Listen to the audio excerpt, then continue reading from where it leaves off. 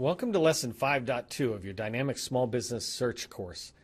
In the last lesson, we reviewed the purpose of the capabilities narrative in your DSBS profile. In this lesson, I'm going to walk you through the DSBS, looking at other people's capability narrative.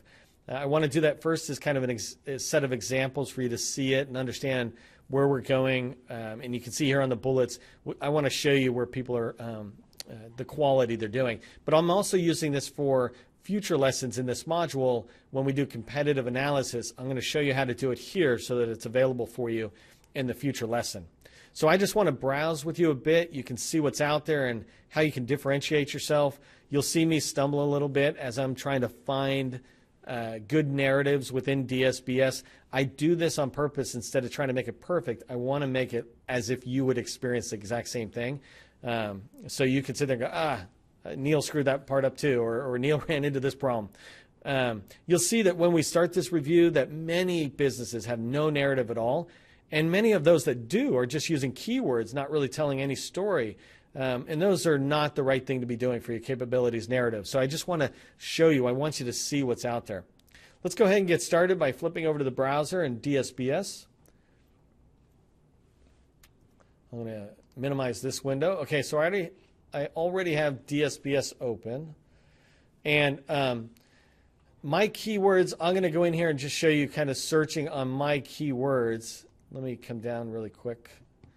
I'm going to clear everything so I know it's all clear, and then I'm going to come up here. So I'm coming here to the specific nature of business section under keywords, and I'm going to type in my first keyword, which is training. Right? That's a major core competency of mine. That you've heard me talk about this before earlier in the course, and you'll hear me talking about it again. But so training, we'll use training first to see what we got.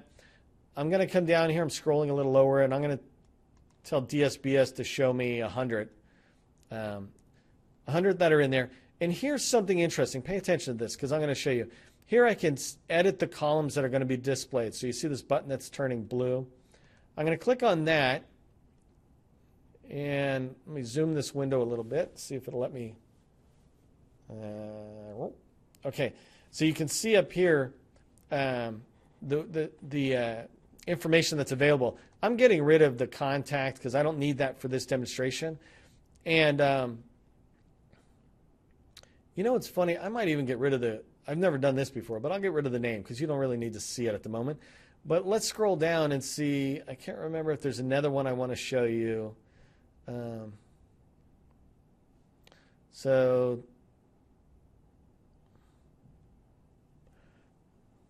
no, I think I'm going to pause on this. So sorry for that quiet area there. That was bad radio time there. But let me just save that. And so I just show the capability narrative here. I could have put in some other fields, and I had an idea of what I wanted, but I forgot that. So let me go ahead and say search on this criteria. I searched on training, and really I'm just trying to see the capability narrative. Okay, so insufficient search criteria. I'm not sure what I did wrong. Let me go back because I thought I had a keyword, and that's all you really need. There's training. I mean, you shouldn't really need anything more than that. I'm going to try it one more time because I've done this before, and it's shown. Sometimes you just get random errors, and if it doesn't work, okay, so it didn't work, I'm just going to go back and say, show me HubZone companies, because I'm a HubZone company, and I want to see which HubZone companies out there do training, and I just said search. So now it's taking a little bit of time. When it comes back, the thing you'll note here, okay, so this is pretty good. You see, this is interesting because it's training. Apparently, people are a lot better at filling this in. Let's go ahead and scroll in. One of the things I want to just show as we come down, you'll see companies like this, right? If all I was looking at a capability narrative, this company would not be found. If I come down again here, in 100% of the contracting and government personnel that I talk to, and I talk to a lot. If you look at any of the activity I do, you'll see that I talk to a lot. 100% of them say if they came to a profile and it did not have a capabilities narrative, they would move on because they don't know what you do. And for them, they don't have to waste their time figuring it out because, hey, look, there's 20 other companies right around this blank one that actually have stuff filled in, and so they'll just skip it and move on down. So you'll see they keep popping up here, blank, a fair amount of blank ones that are in there. So that was blank. Now let's go back up and look at some other stuff I want to show you. And sorry if I'm bouncing around. Let me zoom in, and I got to figure out how I can do this with you. The next one I want to show you are capability statements that are more just keywords. So look at number 7 here. Number 7 just says keyword administrative management consulting, government relations, training. I bet you, let me see if I can do this. If I open this in a new tab here, and it's a risky thing to make a bet on live video, but if I go in here, I bet you those words are the same ones that are in the keyword section. You see where it's at? Administrative and management consulting. Administrative and management consulting. They just try to make it look better with bullets in between, but it's the exact same words. And so not only did they not put a capability narrative in, but they wasted their time putting some text in there when it was a keyword. So that's unfortunate. And this is something I wanted to point out, right? Obviously, blank is no good, but keywords are no good. As you'll learn through this module, keywords are just keywords, right? It's like I said at a party, I wouldn't just rattle off, oh, SharePoint, hard drive, development. I would tell a story. I help government agencies communicate and collaborate with their customers. Let's go ahead and look at a couple of more. So some of them are really obvious, like that one as a keyword. Here's another one. So this one, let's take a look at this. I want to maybe pull out a couple of examples and show you what I think could be improved. I don't have necessarily a problem with saying it's wrong, but I'm not trying to insult whoever this company is. What I'm trying to say is, look, when you're building your narrative, make it really good. So one of the first flags for me, in a good way in this sense, is right here it says it supports these folks. And so that's great. And perhaps they could say it in a way like you'll see mention where we support DOD and civilian agencies or something. But it's great that they're telling folks what they do. Unfortunately, they've got this kind of stuff here, and all of that is what I say is unnecessary because you're putting in information that's already up above in this section. For example, they wrote that they're a hub zone. Well, right here it says hub zone, so no one needed to tell the government. And please keep in mind, this is, again, 80% of the companies out there do something similar. It's not this one company. In here is a lot of keywords, right? Earned value management doesn't tell anybody anything. So all that really is a keyword around project management. Same thing with logistics and technical training. There's a story that could be told with this company, but they're missing it. The one thing I did want to look just really quickly, as long as I'm in here, I'm going to take a quick sidebar. I'm looking at supports Army, Navy, MDA, and NASA, right? To me, I should see Army, Navy, MDA, and NASA in the experience down below.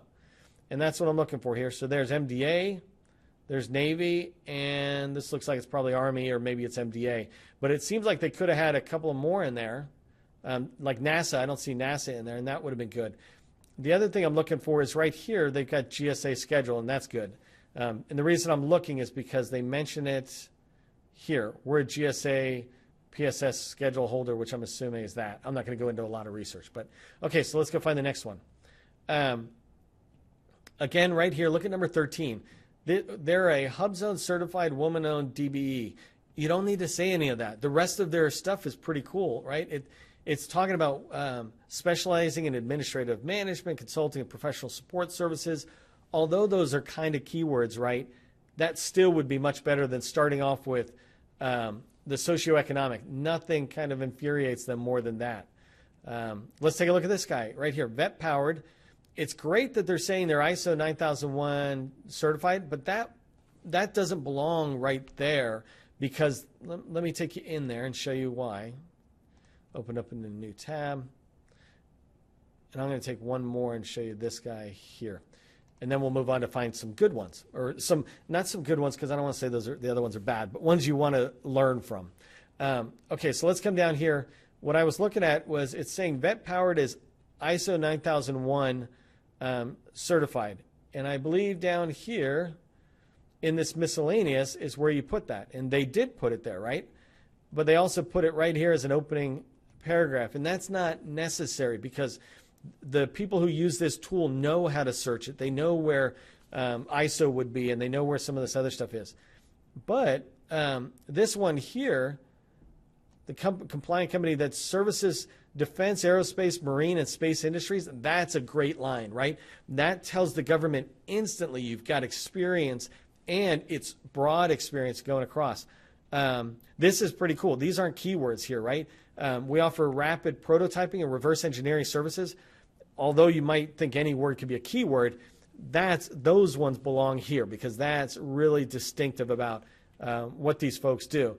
And then they go in and kind of describe what those mean. And all of this stuff that they're putting in, 3D printing to here, all of that I would pull out of here and put down in their keywords. Let's go look really quick in the keywords and see if they did put 3D printing and 5-axis. Let's go ahead and 3D printing. I don't see 5-axis here. So you see how much room they have in the keywords. They could have put a lot more in here. One of the challenges they have, and I'm seeing it right away, is there's a limitation. Let me count this really quick. 1, 2, 3, 4, 5, 6, 7, 8, 9, 10, 11, 12, 13, 14, 15, 16, 17, 18, 19, 20, 21, 22, 23, 24, 25. What they did, so they've maximized their keywords by putting commas in, but they really didn't need to do it that way. They could have put a lot of stuff together. For example, 3D printing could have gone together, and that would have been only counting as 1 instead of 2 keywords. And more importantly, 3D or printing would have both been found because the way the search works is it's every single word. Anyways, this is good stuff, but I do like down here, if you look at this, I talk about this special equipment's material, and they come in here and they got a lot of good stuff. The WaterJet 350, and I don't know what any of this stuff is, right? But they got the plasma table. They've got some good stuff. It could use a little cleaning up, but the fact that they have it in there is great because it's unique to them, and it's really showing this customer, hey, they got it. I'll give you an example. I was just contacted yesterday and talked to them again this morning, to a contracting officer who was looking for Caterpillar like tractors and machinery or something. But in DSBS, they couldn't find anybody who did it. And that's a shame because there's a lot of companies out there who are manufacturers or resellers who could have brought that stuff forward. So this is where you would put something like Caterpillar, for example, and list out the equipment. There's 1,000 characters in here that you can use. So keep that in mind. But this is a good one. If you're in this type of business, this is something to look at. Like I would be looking at this when I do my competitive analysis for the capabilities narrative. I like this idea of rapid prototype. Like I like the words rapid prototyping, right? So I wouldn't write down in my narrative exactly we offer rapid prototyping and reverse engineering. Instead, I would say something that I could say includes rapid prototyping of blah, blah, blah, and I'm just moving forward. But I'm able to throw rapid prototyping in because that's a good turn of phrase, if you will. All right, let's take a look at one more from a keyword standpoint, that a capability narrative that just really is a bunch of keywords. And so you can see this yourself, right? If I zoom in to kind of make it a little easier for you, you can see that, it's media and graphic design, life science, cybersecurity, a lot of different words, contract closeout. So these people are kind of doing a lot of different work, and they're just dumping in a lot of keywords here. Now, what I want to do is go down and see really quick on their keywords, did they even put that many? And they didn't. So they should dump all those keywords down here. But these guys did something similar where their keywords are, they have a bunch of little ones, and they didn't put together phrases. And so they could put together, like here they did a phrase. This is what I mean when I'm saying it, by the way. This public health research between comma and comma, or peer review, right? Between each comma, that's one keyword. Even though it's 2 words, it's considered a keyword. And so CDC is a keyword. There's no reason CDC belongs in this thing, because that stands for Centers of Disease and Control, which is an agency. I don't know why it belongs there. So anyways, these guys are an example of what I don't want you to do. You're not going to put keywords in here. There's a different field for that. In here, you're going to put a narrative. So let's go see if we can find some good narratives. I did training. And so now I'm going to look tighter for companies. And let me do a little search that's zoomed in a little bit. I'm going to look down and see which ones kind of look cool to me. And I'll pull them out. And from there, we can review why did I think it was cool looking. Let's take this guy, and I'll tell you why in a minute. Let's take this guy. It's a good starter. Some of these people start off like environmental consulting. They're starting off with a sentence, which sounds pretty good, and then boom, they go straight into a whole bunch of keywords. So I'm looking for people who are doing the narrative. This is another one where it's a whole bunch of keywords. Wireless. Let's take a look at this one. That one looks good. And this one looks good. I'll show you why. So this is what I want you to do when you're doing competitive analysis in the future. You're looking for ones that are good. You'll know what's good for you, right? If you put in pipe welding or something, when you see the narratives, you're going to go, oh, no, I know what that company does, because it'll make sense to you. It just doesn't make sense to me. Let me grab one more and we'll see what we got. So we got 5 there that I'm going to review really quick. And I just want to show you quickly, why do I like them and how do they add towards what we want to see.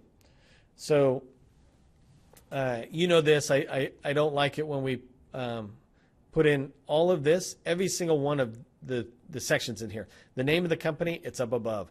The date it was established is 1998 is right there, 1998, right? It's an 8A, woman-owned, economically disadvantaged, woman-owned small business. All of that is up above. So that sentence can go away. But what I liked was where they start talking about our primary capabilities, because that's kind of a phrase that the government would like to hear. So let's see what it looks like. Our primary capabilities are administrative and technical support services, logistical support and management. And okay, so that one died out after a while. That sentence died out.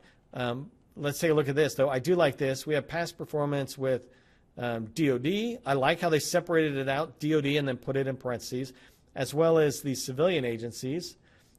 This one's nice. This is something else that's good, is we've been awarded Woman Government Contractor of the Year by somebody, which is great. It makes the government have confidence in you. So when I'm looking for competitive analysis, I quickly discount what I don't like, right? But I do want to come in and go, hey, you know what? I like how they wrote this part here about my company personally doesn't have past performance, but if yours does, I like how you can write, we have past performance in DOD as well as blah, blah, blah.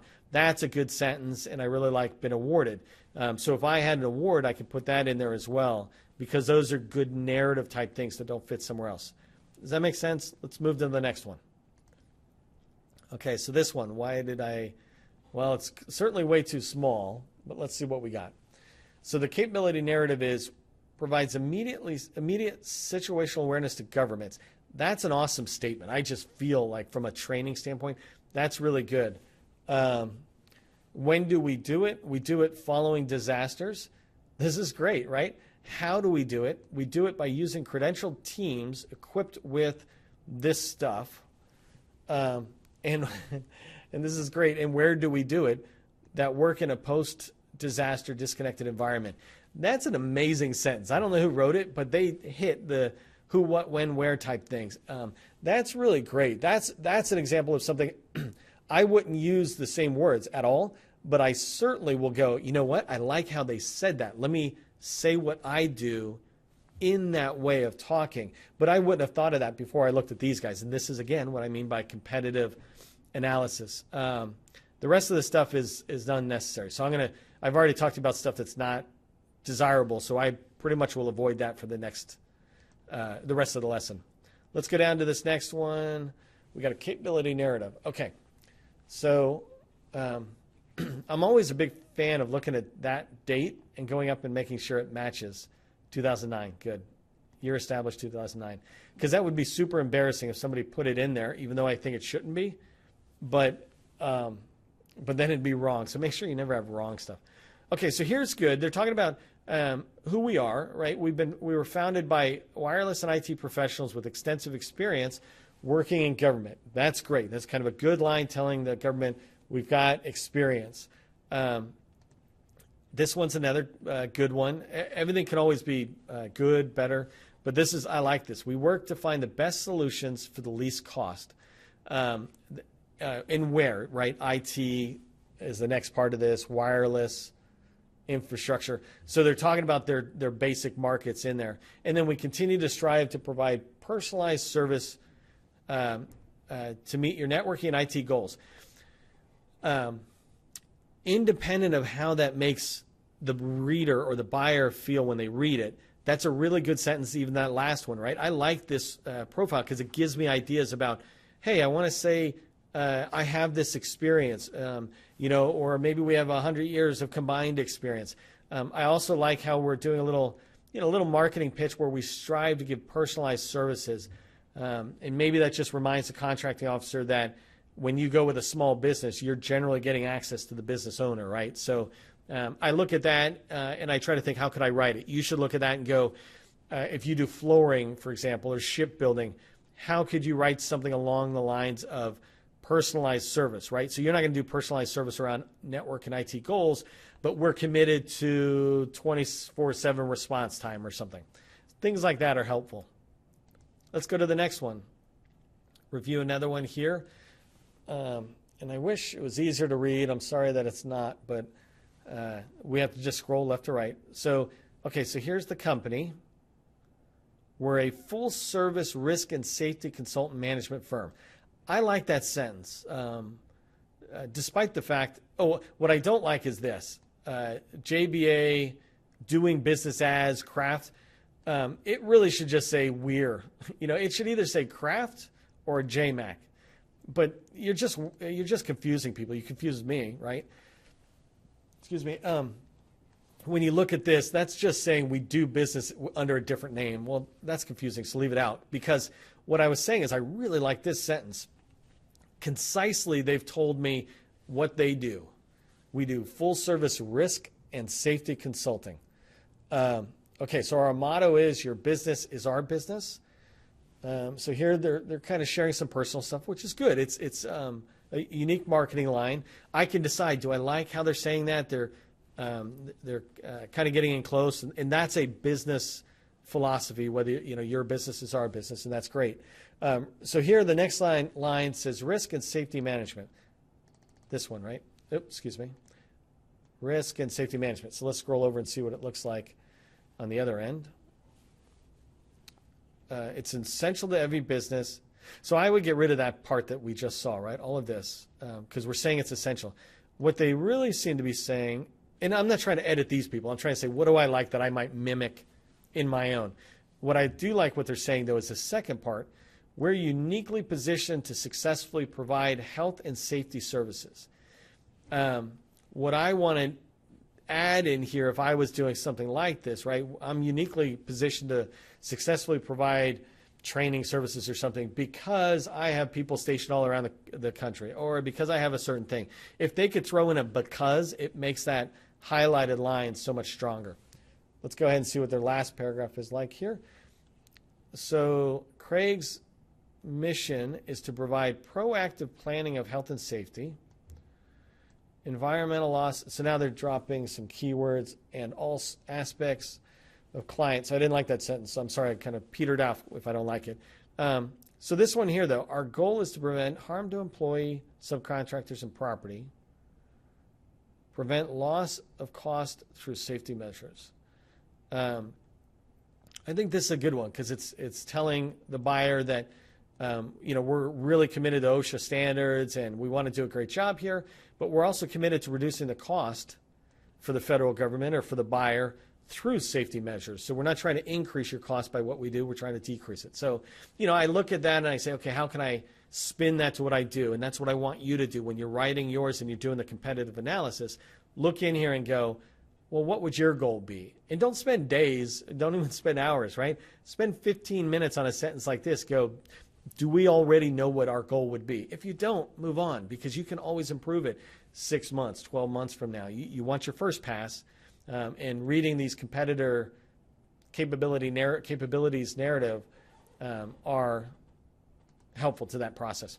Okay, let's look at this last one, and then we can wrap up this lesson. So this is Outpost Gray. Provides unique and unconventional solutions to support clients' efforts in meeting daily challenges and emerging threats. So I like how they're trying to say what they're saying. I would absolutely advise them to get rid of unique and unconventional. First off, get rid of unconventional, because that word to me is rebellious against regulations, right? Regulations are convention, though. But perhaps they could put in innovative, which the buyer would love. So we provide unique and innovative solutions in support of our clients' effort to meet daily challenges and emerging threats. Great. What I'm looking for next is for them to give me some idea of what those solutions might look like. Okay, the highly experienced team of operators, and so here we're just saying excel. So they're saying the highly experienced team, they excel in something. And here it says unstable and austere environments while serving as a force multiplier on behalf of clients. You know, without looking at this, I wonder if this person's coming out of the military like me, and they are. They're out of the military, and so they're speaking in a military way. And what I would encourage you to do is to look at this and tone it down a little bit. When you go talk to DOD, talk DOD. They will embrace it. But when you're talking to a lot of the civilian agencies, it's just not the way they speak. That's an important thing that, if I do a quick sidebar here, that's an important thing I hear from the government over and over and over again.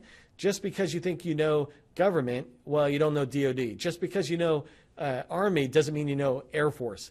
And sometimes even in the Air Force, just because you know this major command, you don't really know this one, because we speak a little differently.